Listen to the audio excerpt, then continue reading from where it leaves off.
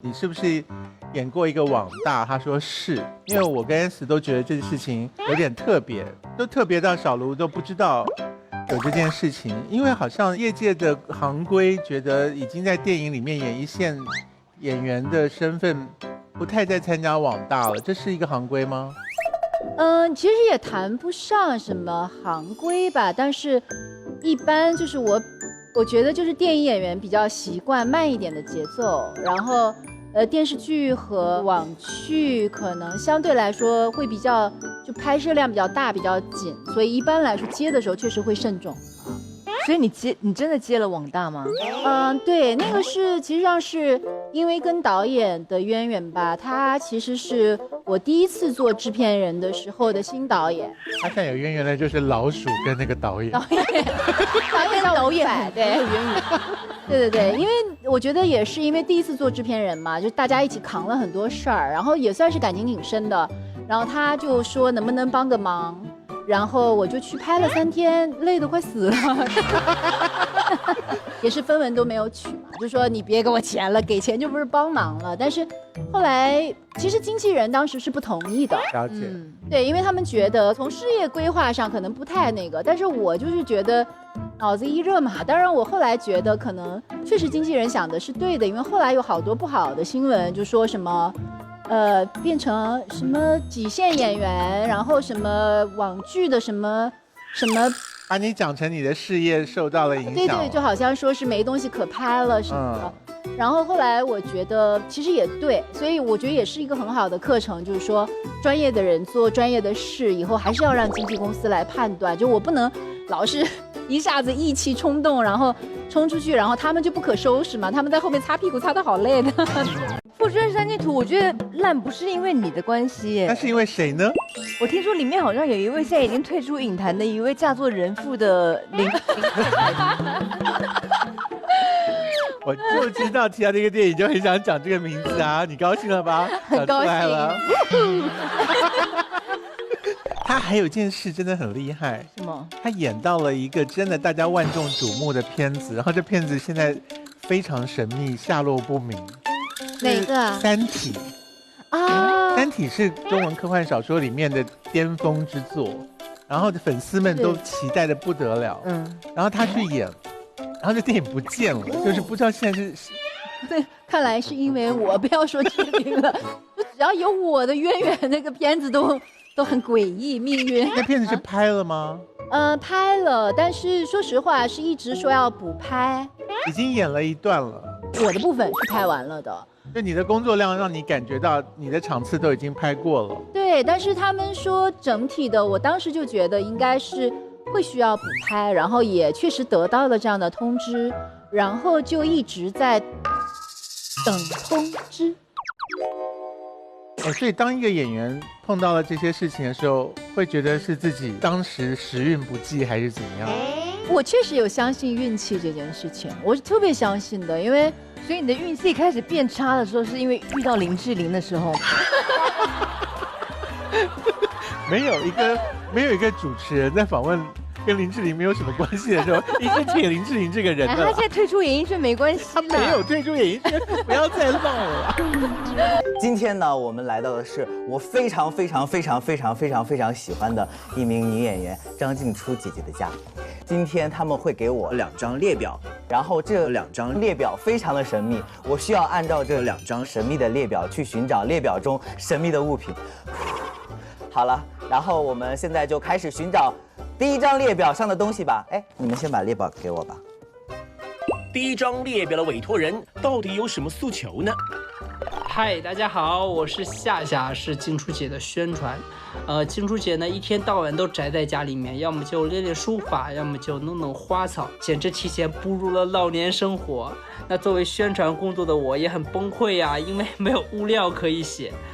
这一次呢，也特意的拜托节目组，希望你们能让静初姐断舍离一部分让她宅在家里面的物品。第一个物品是书法用品，第2个物品是自制肥料，第3个物品是农作物。哇，这3个东西好像完全没有任何关联。我们先找书法用品吧 ，Let's go， 就在这儿。哇哦，功夫不负有心人，上天就是给我这种幸运的人，没有涉险，我顺利的找到了书法用品，毛笔。这是楷书，我找到了第一件，我们去找第二件吧。走。尊敬的各位朋友，我们现在清单上有一个东西叫农作物。其实我刚来的时候，我就看到了一片的菜园子，这边还蛮厉害的。它那边有快成熟的番茄，已经开始长的丝瓜、茄子。张静初姐姐种的还挺好的，你看都结了不少果子呢。哎，这边还有种的各种各样的青椒，然后果实都很丰富。但是这些农作物感觉都这么大颗，这么大颗。那我们就在这个菜园子中挑一盆比较好拿的带到现场吧。这一盆吧，我们就把这一盆带到现场。我看到了一个好玩的东西，豆豆，哎，豆豆，豆豆，他怎么什么时候改名了？小乖，就可以自己取，你乱叫人家狗豆豆啊？对，里面还有一只旺旺和光光。都是你自己取的吗？啊！现在我们继续完成我们的任务，自制肥料。自制肥料，哎，这儿有一些平时在家做园艺会用到的东西，有小铲子、小耙子，各种小铲子，里面装的是。丑吧？哎呦喂，恭喜你！这里面的东西就是我今天要找的目标。粑粑。哎呦，你们是要把这个捐出去吗？这应该就是我们今天要找的肥料，因为我们有时候种东西的时候，经常会用到一些有机肥。有机肥呢，就是从一些动物的或者人类的粪便发酵而成的。我们把这缸粑粑要带回现场吗？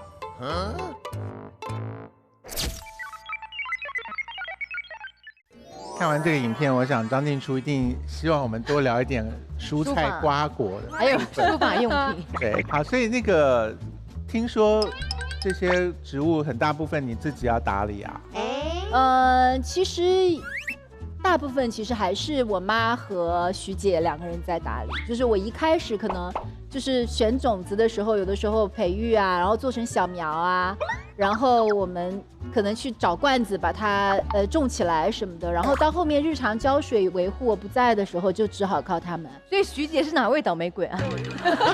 徐姐是管家吗？徐姐对，是我们家的这个，我觉得是我的这个幸运星。有了她之后，我觉得我就特别对。今天如果请徐姐来，肯定不是这个局面。你要看一下徐姐抽屉里面有没有一本日记，里面写满你的坏话，又买那些什么鬼东西啊，又要我剪，又要我那么。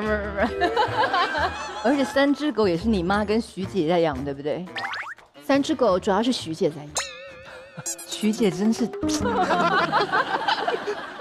我妈妈对于这件事情她不是特别的，对，因为她呼吸道不好。有些妈妈就是像洁癖什么之类的啊。听说她的妈妈就是被她改变了一些习惯吧，本来也不喜欢狗跟猫这些。对我妈，因为我从小就特别想养宠物，可是呢就没有机会。后来就有一次终于成功了，就是我养了一窝老鼠。你是说灰鼠吗？就是我们在学校的时候就发现了一窝，就那种肉肉的小老鼠，还没有睁开眼。张静初好像拍了一个电影，有老鼠在她嘴巴里面。耶！我看到那段我真的是全身软掉哎！帮我，你要帮我的女儿啊！你别吓着你孩子，你自己去戒毒所吧。他们要把我女儿领走啊！我不可以没有她的。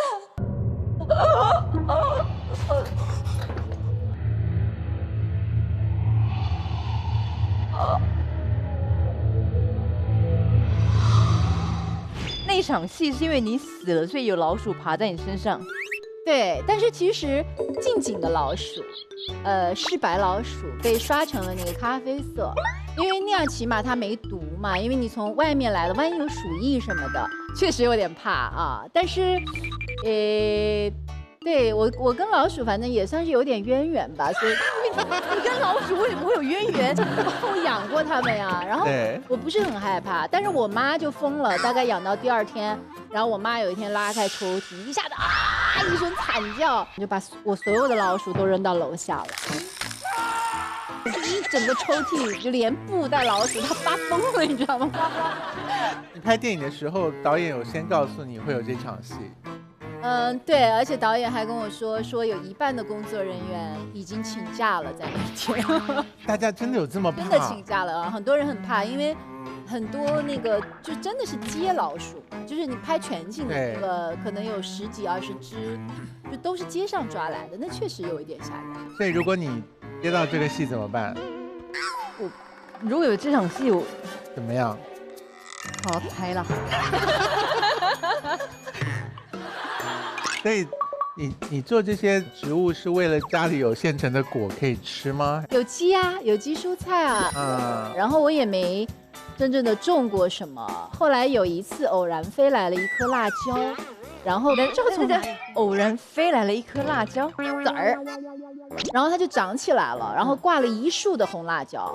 我当时就觉得好神奇。后来又飞来了一个籽儿，所以都不是你买的，都是从天外飞来的。是，因为他们家就是这样啊，就是老鼠会飞出去，然后果子会飞进来啊，就是这种家庭。刚才我们在画面里面拍到了书法用品，所以听说张静初是不过年的是吗？我感觉是这样的，因为去年过年的时候，我们那边过年氛围特别重，我还给他发信息祝福，然后他有跟我回就祝福，我以为他跟我一样，可能在家过年特别开心，然后过一会儿就看他微博就发了他在家练书法，就觉得他好像过的年跟我过的年不太一样。你整个都不过年是吗？除夕也不吃饭吗？比较不能说不过年，但是不会特别庆祝。我妈特别惨，我经常初一拉着她看2、3个电影。妈妈希望过年，我觉得她跟我在一起就是年啊，吧，就是家人在一起团聚啊，团聚就够了。对，跟他在一起，然后他在写书法，你觉得这是团聚吗？妈妈可以旁边磨墨啊。这个听起来不错，就是当书童的意思。那你会放徐姐回去过年吧？徐姐回去过年。OK， 没有，其实书法是我妈妈在练，其实不是我在练，我只是跟着她。因为我妈妈心比较重，然后容易焦虑，然后容易慌，而且她所有的注意力都在我身上，就是那种很典型的中国妈妈那种。然后她身体又不好，因为她呼吸道特别不好，所以后来我就说你要不然抄经，练练字，然后能让她慢一点下来，所以就托了她的福。然后她开始练的时候，我在家的时候我也来2下。所以原来是用书法绊住他妈妈的意思。对，看植物也是，所以还有宠物，所有的事情就为了把妈妈给绊住。所以如果没有这些东西的话，你妈就是完全 focus 在你身上，然后就是会给你很大的压力，是不是？会有一点点，对。她给你最大的压力是什么？会逼你谈恋爱、结婚什么的吗？她以前没有跟我住在一起的时候会，我当然也会吓唬我妈妈，我说。妈，你看，我之前拍那个脱轨时代的时候，我们就做了一些调查，80后的离婚率是50%，也就是2对会有1对离掉。那你搞不好结婚就开开心心生了孩子，就到永远，也不见得会离婚啊。我觉得可能我自己本身对婚姻这件事情就没有很乐观啊，所以我就本身可能就这方面就我从来没有过任何憧憬，我就觉得说，其实大家在一起要挺好的，像朋友一样，就是能相处，其实可能自然而然就能一直待下去吧。刚干嘛听他这样讲这些话要哭啊？我没有哭，我是点头如捣蒜的，就是说对啊，对，我觉得就是相爱在一起。没在哭吗？没有，怎么眼泪有滴下来吗？这不是吗？你还讲得出那种话说为什么不结婚生个孩子然后到永远呢？你讲这话不心虚吗？我完全不心虚，请问怎么了？认真的吗？对啊，我现在婚姻很好啊。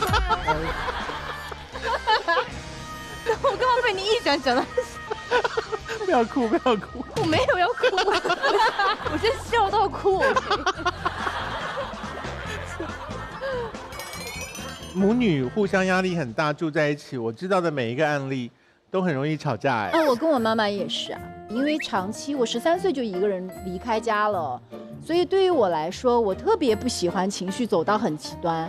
但这世界上可能只有我妈能让我真的走到那个极端，你知道吗？我就爆炸，就是那种，因为就是妈妈的爱是比较入侵式的，这是没有办法，因为她觉得你是她器官的一部分嘛，所以她无处不在。就比如说我喝口水，我妈会说：“哎呀，你看看那个水是不是要掺点热的？”我就说：“我掺了，拿起来说：‘哎呀，你要记得把盖子盖上。’然后盖上，哎，那个你的杯子要放回去，不要放。”我就喝一口水。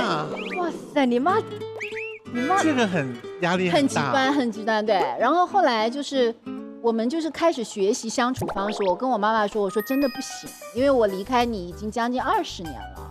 我说我们如果要在一个屋檐下生活的话，我们一定要找到一个方式，是你也可以更好的，就是心平气和的，不要天天那么焦虑，然后我也能喘气儿。所以我们就不停的，比如用写书法呀，然后让我妈看一些经书啊什么。就找一些方法。就我们印象中，单身女生的乐趣就是要约会，可以在家里约会啊。所以你妈妈在的话，这样就不行啊。你是想变相的问我有没有男朋友这个事？我没有要变相，我直接问。哦，但有在相处的有。夏夏，你看过他吧？对，本人帅不帅？属于帅的，对他追求老板的方式有很浪漫吗？就挺用心的吧，觉得每一次，因为他有跟我沟通过一些，就是细节都想得特别细。像什么？举一个例子。最深的一次就是在尼泊尔，那个我们工作结束之后，我们就要开始旅游了。然后，这个能说吗？没事，无所谓。已经讲到这里了，如果你不说的话，我会把这个丢过去。就是那时候我们工作的包都特别重，因为我们工作必需品啊，有姐姐的很多东西，因为她平常要用的东西嘛。然后工作一结束，我就把包扔给那位先生了。但他每天就开始就像助理一样，就给姐姐递东西，都很照顾她。你不背，叫他背。对。所以这件事情很加分吧？背沉重的行李。我觉得女生嘛，就是跟男生在一起的时候，其实还是希望那种被宠爱的感觉，其实挺重要的。因为我在生活中就是一个神经大条，对，我比较粗粗拉拉的，我真的性格像男生，所以就是如果是男朋友或者一起相处的人，往往好像都比我细心，就是很。因为我觉得不是在于说他给你多大的惊喜什么，其实就是生活中的这种细枝末节，比如说他有的时候给我带湿纸巾啊什么，就是把洗手间出来，他会给所有的小伙伴一人一张湿纸巾什么，就很自然。你们从洗手间出来，他都会给一张湿纸巾？那你们进厕所之前会发放一叠卫生纸吗？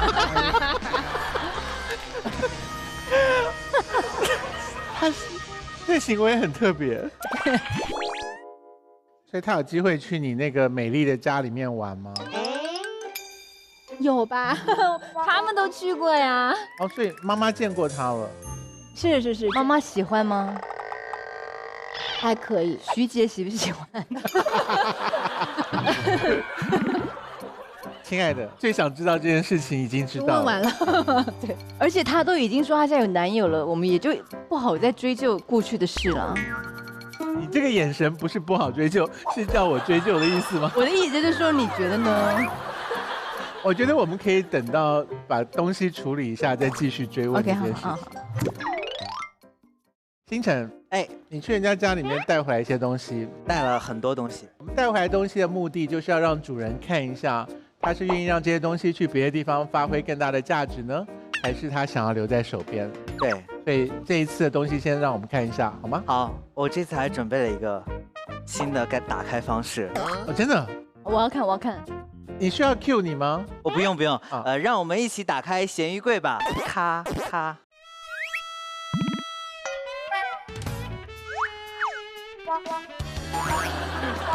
这不好哎。我以为是有一个什么大动作的。没有啊，这是水母啊。No， 我以为是大水母。大水母。这样吗？让我们一起打开咸鱼柜。为什么是咔咔？水母应该是这种声音啊！重新，让我们一起打开咸鱼柜吧。连书法作品都来了吗？有。不要了啦，丢脸啦！不要啦！书法作品我要看一下。你怎么拿人家那么多来啊？你写很多耶。对，不行。不行吗？我觉得写得很漂亮啊。这一看就漏字了。可是凭良心讲，我觉得字体是漂亮的啊。对我其实喜欢那个赵孟頫，但是明显不像他。对啊，所以你抄心经的意思是要让心里平静吗？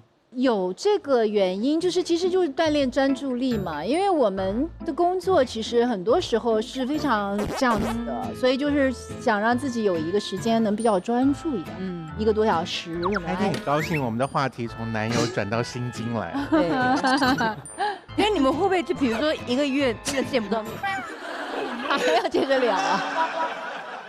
哎，你拍戏的时候走开1、2个月，这个对爱情很不利耶。应该是有影响，所以这是为什么一直都比较难真正的找到能长期相处的对象，因为这个感情最经不起考验的就是距离嘛，就时间长了大家就觉得淡了，最可怕的就是你就觉得好像不需要对方也 OK。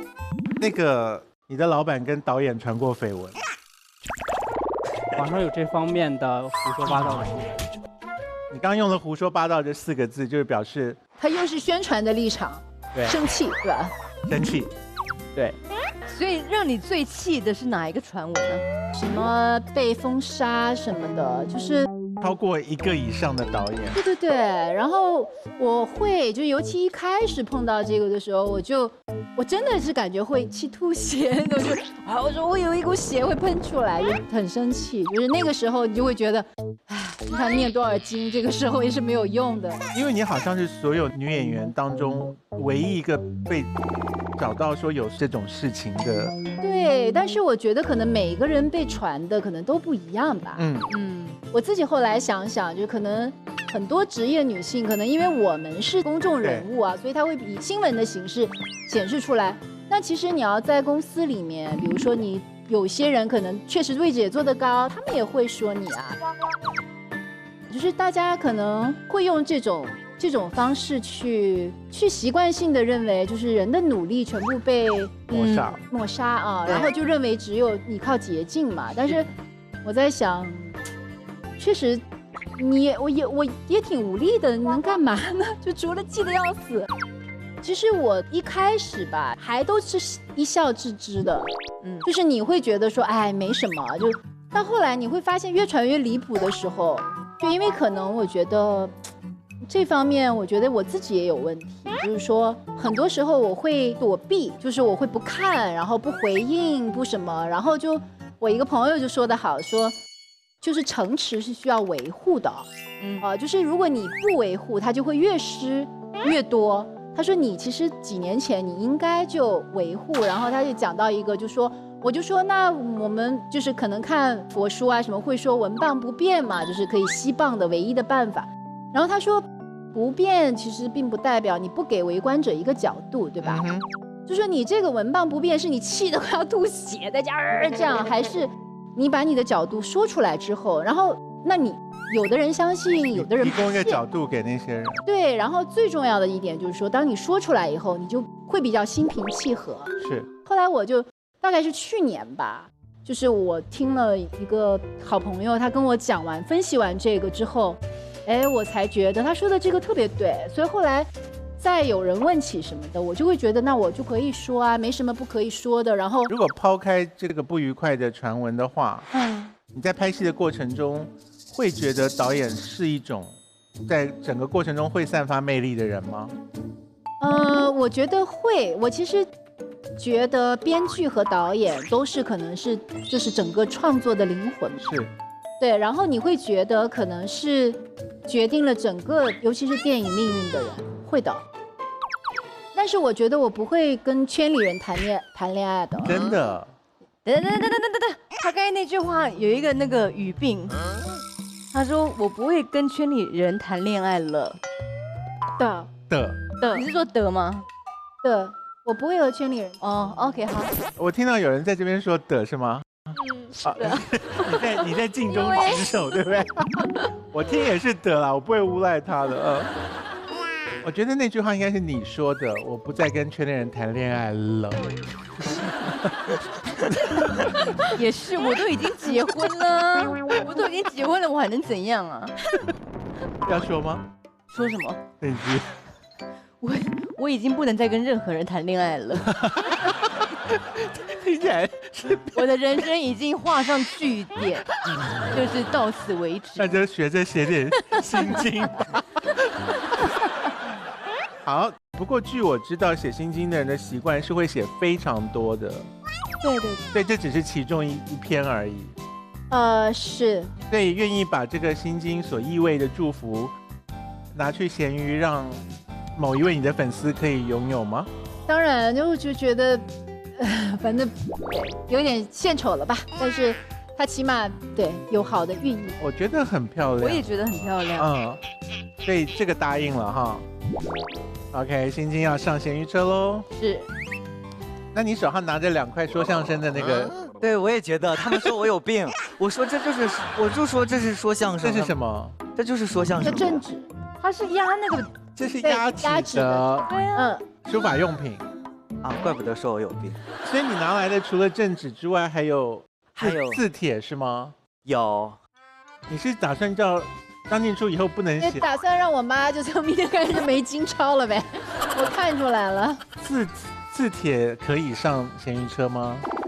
可是万一是要给他妈看的怎么办？所以我妈就看明天开始终于有理由不抄家。所以你觉得留着吗？给妈妈用对不对？我觉得毛是有一整套的毛笔，有毛笔。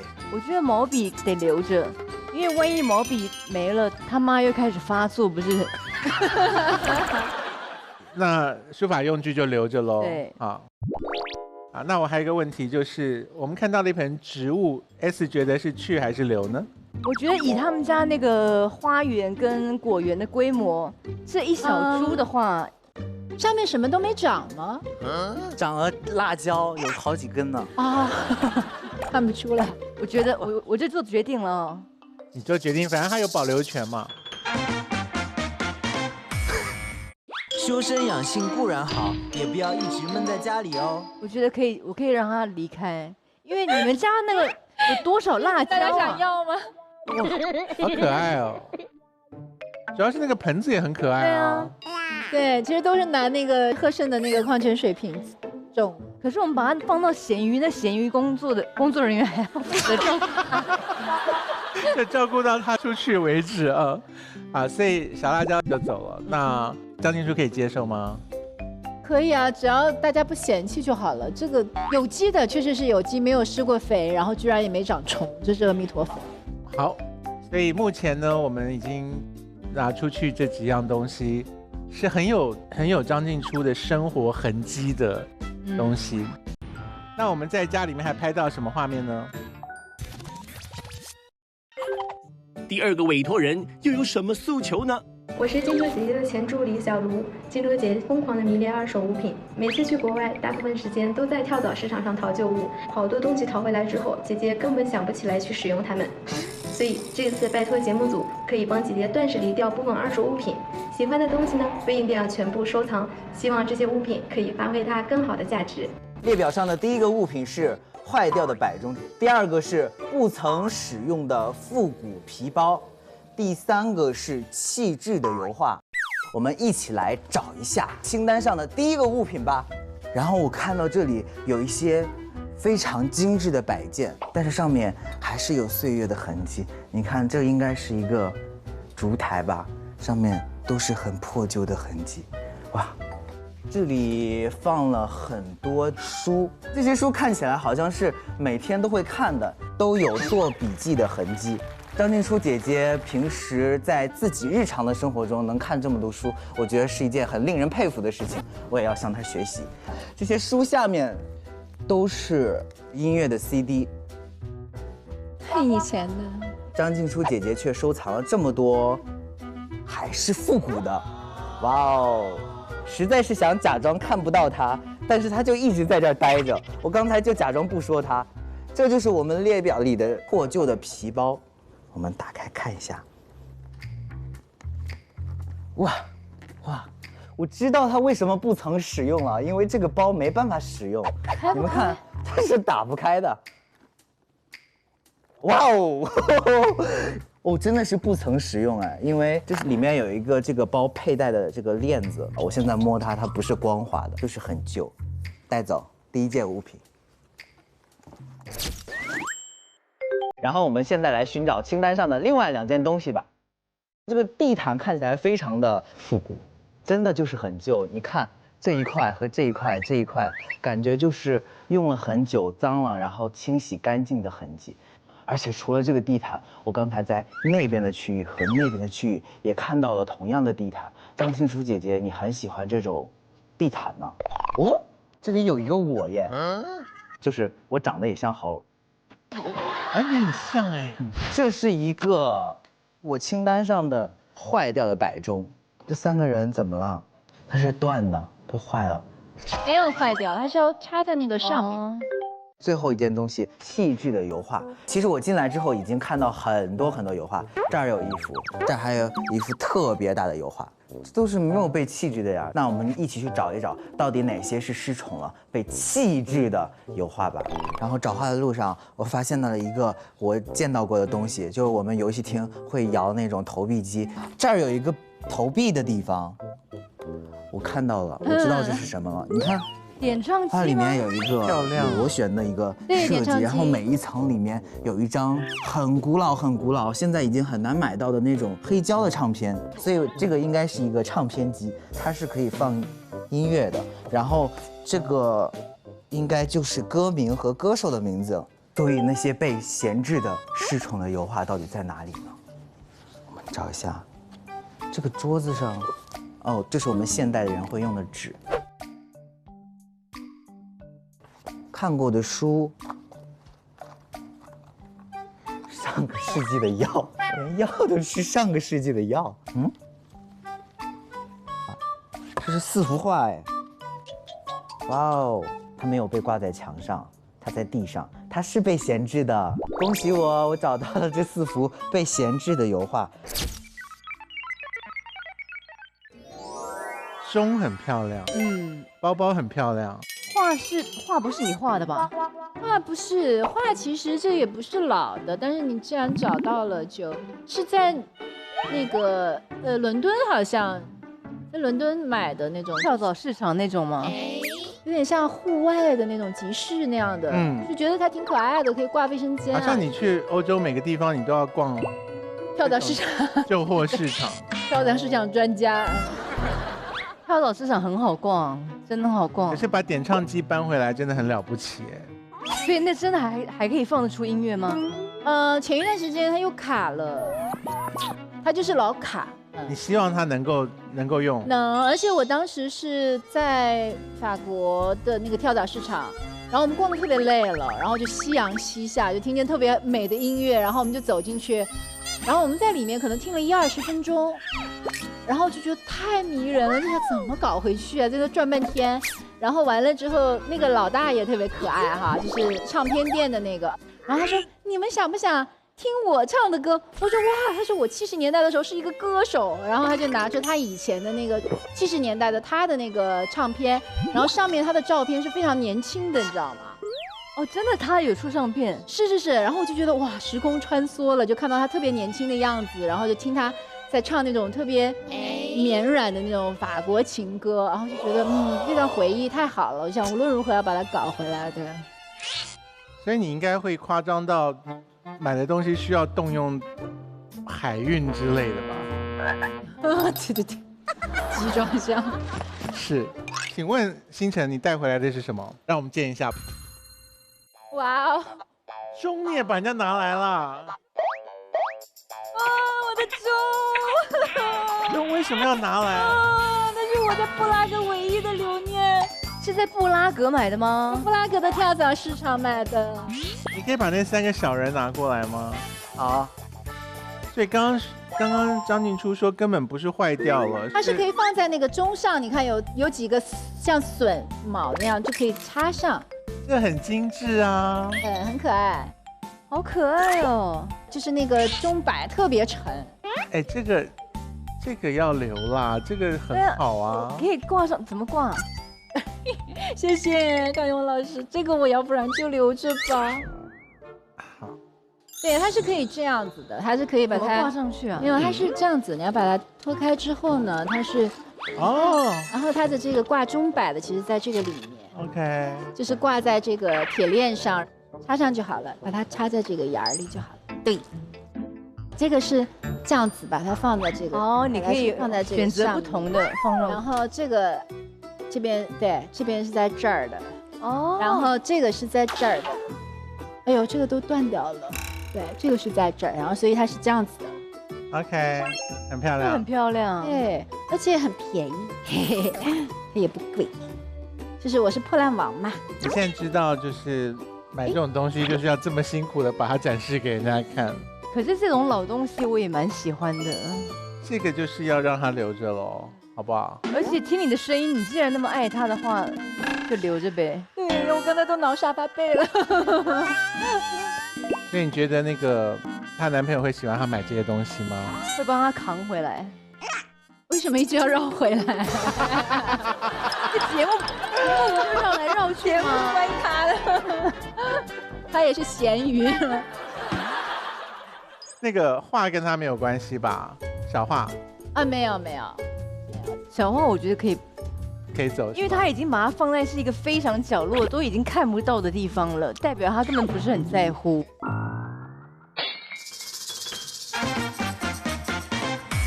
去，与其在角落积灰，不如换个地方展现价值吧。可以吗？好，因为目前在你家还没有发挥什么作用嘛。我家挺多的，各种各样的这种小东西都在角落里。我喜欢的就是把它随便放，然后你有的时候客人来了，你可能往地下一坐，你就发现一个什么小东西，就是那种很随意的感觉啊。如果去你家的话，它可以在你的墙上就是点亮整个空间，所以呢，有兴趣的人就可以到闲鱼去，让它发挥更多的价值。是星辰，这些话要上我们的闲鱼车喽。好，好的。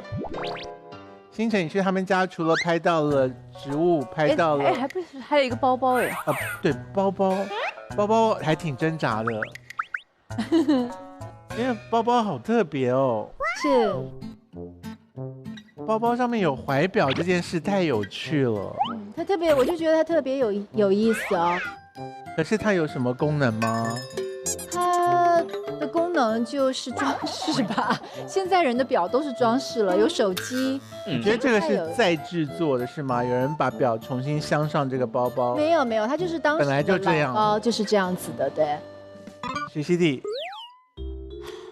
你这买了多久可能有5、6年。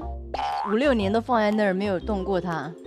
有的时候拿过1、2次。啊，你拎出去过啊？我平常其实背老包还挺多的，我喜欢就是有一种旧旧的感觉，然后其实你今天穿这样也很适合背这个老包啊。男生如果看到女朋友背这个，会觉得很难过吧？为什么？男生可能会觉得老气，对不对？可是像我就觉得很时髦。那必须像他今天打扮的这么时髦，他背这个包才会有反差感啊！如果你想是一个英国老太太在背这个包，你就觉得整个就是很老啊。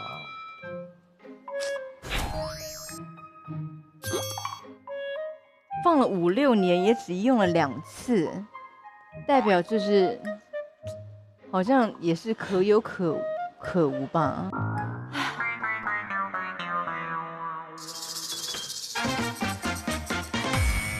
去，期待懂他的人与他相遇。可能我想，如果有别人喜欢的话，就他可能能看他的次数比我看他还多一点，或者是用他的次数更多。对他可能会很开心吧。而且我对老东西的态度一向是在我们身边待过一阵子就好了，好吧，可以吗？好，好，金晨他上我们的闲鱼车喽。它的美就是要流转的。真的，我觉得一定有人会很高兴得到它的。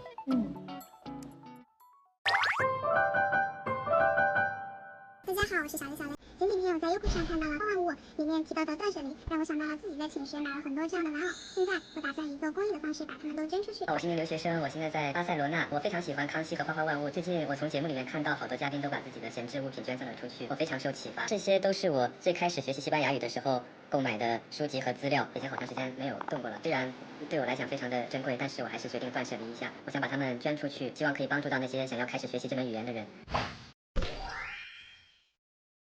啊，刚刚你进场之前，我们也问了翱翔，你是不是演过一个网大？他说是，因为我跟 S 都觉得这件事情有点特别，都特别到小卢都不知道有这件事情，因为好像业界的行规觉得已经在电影里面演一线演员的身份不太再参加网大了，这是一个行规吗？其实也谈不上什么行规吧，但是一般就是我觉得就是电影演员比较习惯慢一点的节奏，然后电视剧和网剧可能相对来说会比较就拍摄量比较大比较紧，所以一般来说接的时候确实会慎重。所以你真的接了网大吗？对，那个是其实上是因为跟导演的渊源吧，他其实是我第一次做制片人的时候的新导演。他现在有渊源的就是老鼠跟那个导演。导演对有渊源。对，因为我觉得也是因为第一次做制片人嘛，就大家一起扛了很多事儿，然后也算是感情挺深的。然后他就说能不能帮个忙。然后我就去拍了3天，累得快死了，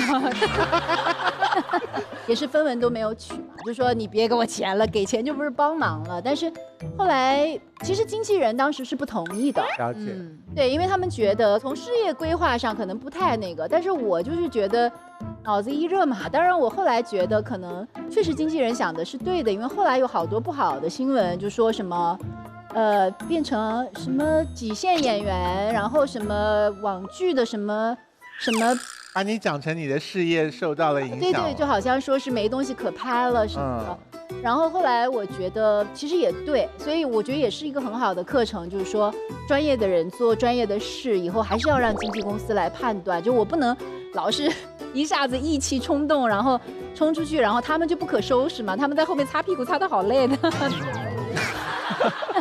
他们说你是否出演一个电影，看剧本的时候，你的意见很重要。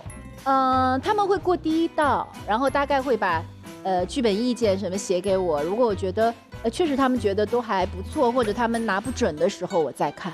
所以你连续参加了几部拍出来以后让人傻眼的电影，你有自己吓到说怎么跟剧本让人傻眼的意思是什么？就不好嘛。评价非常比如说哪一部啊？富春山居图。富春山居图里面除了你，我就不想讲这一部，就是因为里面有一个他很想骂的人呢。谁啊？富春山居图我觉得烂不是因为你的关系耶，那是因为谁呢？我听说里面好像有一位现在已经退出影坛的一位嫁作人妇的林我就知道提到这个电影就很想讲这个名字啊，你高兴了吧？很高兴。他还有件事真的很厉害，什么？他演到了一个真的大家万众瞩目的片子，然后这片子现在非常神秘，下落不明。哪个啊？《三体》啊，《三体》是中文科幻小说里面的巅峰之作，然后粉丝们都期待的不得了。然后他去演，然后这电影不见了，就是不知道现在是。对，看来是因为我不要说知名了，就只要有我的渊源，那个片子都很诡异，命运。那片子是拍了吗？拍了，但是说实话是一直说要补拍，已经演了一段了。我的部分是拍完了的。就你的工作量让你感觉到你的场次都已经拍过了。对，但是他们说整体的，我当时就觉得应该是会需要补拍，然后也确实得到了这样的通知，然后就一直在等通知。所以当一个演员碰到了这些事情的时候，会觉得是自己当时时运不济还是怎么样？我确实有相信运气这件事情，我是特别相信的，因为所以你的运气开始变差的时候，是因为遇到林志玲的时候。没有一个主持人在访问跟林志玲没有什么关系的时候，一直提林志玲这个人的。他现在退出演艺圈没关系，他没有退出演艺圈，不要再闹了。所以会觉得真的是那一段时间运气比较差吗？会啊，就是我觉得，会觉得很奇怪。演员是很被动的，因为你签完合约，你就上了那条船，你即便知道它要沉，你也下不了船。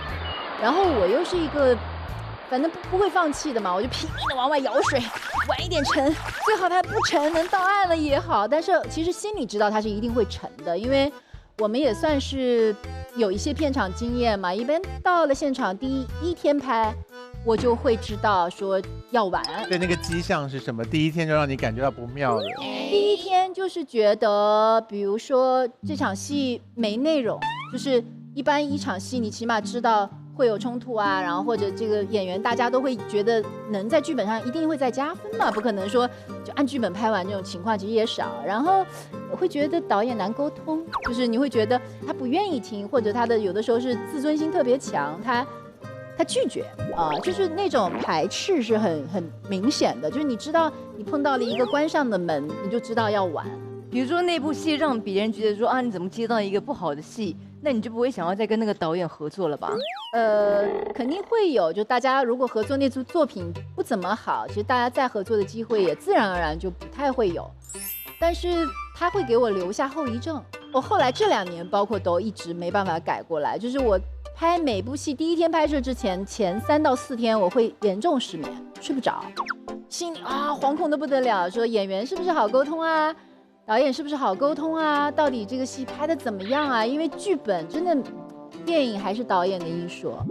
张静初，接下来你就是比较能够演到你满意的电影的。今年会上的《冰风暴》和《6个凶手》，我自己都还挺满意的，因为《冰风暴》演的是一个就是那种登山家，就很汉子的那种。然后还有就是《6个凶手》也是那种推到比较极致的情感的，然后也让我还挺有发挥的。就我这个人是有一点阿 Q， 就是我可能都会觉得，就是人一定是有运势的，他有高潮有低谷，然后我就会自己就觉得他一定有理由，就是我觉得一定要把它当做是一个积极的事情。就哪怕低谷，它也是积极的事情，所以我觉得我还可以，就是运气还挺好的。就今年的这2部，我觉得也算是自己比较开心，演的也开心，跟大家合作的也愉快，然后角色也还不错。我相信会看到越来越多你的精彩的作品的。谢谢。你现在还是工作为重的人吗？我觉得在很多人眼里我不是啊，就是起码我工作的小伙伴什么的都认为我有一点太懒、太懈怠，就很多工作我可能都不接。我接的很少，我就可能1年有1半时间自己的时间，然后1半可能工作都了不起了。但是我会永远都一直保持这个节奏，即便以后有了家庭、有了小孩，我也不可能不工作，因为不工作就不是我了。来宾刚才是主动要跟我们聊接下来结婚的计划吗？你要跟他结婚哦？你刚刚不是说你不想要进入婚姻吗？我觉得可能迟早会有家庭吧，会有小朋友，我觉得会的。所以你是会想要有小孩的人？没有想好会一直就没有孩子，对，可能会有的，我觉得会有的，只是不知道什么时候他就来了，对。本来想放过他这个，他竟然自己提耶。对啊，还有什么要交代的吗？所以听起来生活安排得很好，然后几个月工作，几个月陪家人，几个月自己学自己想学的东西。谢谢你今天接受我们的访问，谢谢。我们现在要进行的就是咸鱼擦亮时刻，我们要请张静初跟她的物品告别了，让这些物品可以在新的地方发挥新的价值。我们呢就邀请张静初到她要告别的这些珍贵的物品的前面，她写一张卡片送给将来得到这些物品的人。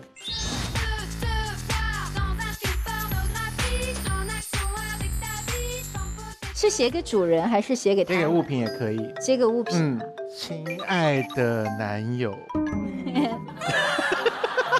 会想念。OK， 好。对不起啊，刚刚打扰你了。不会啊。他写的是呢，这是练心经的好处。你说什么啊？我还是在写。对，你们要展开新的旅程了，我会想念你们的哦。然后是静初的签名。